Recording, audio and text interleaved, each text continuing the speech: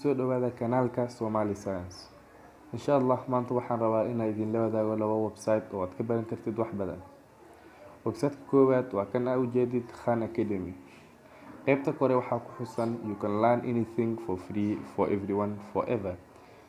Waa free ma ah wax lacag ah.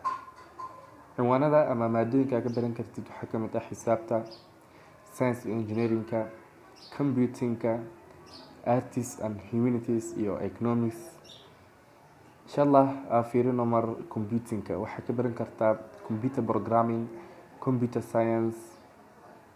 Sidoo kale mar haddaan fiirino science and engineering-ka waxaa ka baran kartaa physics iyo chemistry ayaalo organic chemistry, biology, cosmology and astronomy. Cosmology waa barashada caalamka ama dunida, astronomy-na waa cilmi falaga. Waxaa ka baran kartaa health and medicine, waxaa ka baran kartaa electrical engineering. Xisaabtana waxaa ka baran kartaa cinwaano fara badan. Inshallah website-ka labaad mar haddaan fiirino asna waa kan labada website linkooda waxaa ka heli kartaa qaybta description-ka inshallah. Website-kan asna waxaa ka baran kartaa biology, chemistry, physics, earth science, environment, astronomy iyo waxaa ku saabsan xayawaanaadka. Sidoo kale qaybtan kore meeshan waxaa uga jeedin history, biography, geography, science and sidoo kale waxaa ka heli kartaa games oo ah cilmiga. Mar haddaan isla fiirino biography waa in laga sheekeeyo taariikhdii dadkii hore ama dadka caanka ah mise saynisyahanadii. Qaybtan intaa waxaa ku xusan sida u jeedid biographies.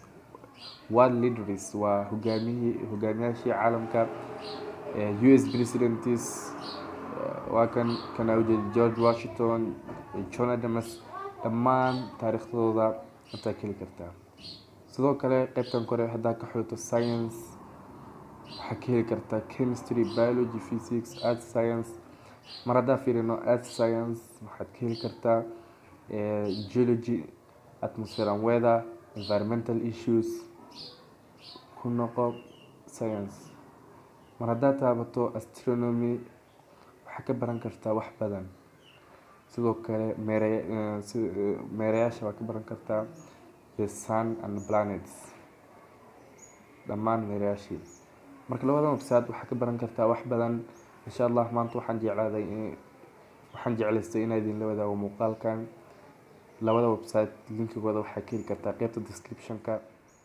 Wassalaamu calaykum.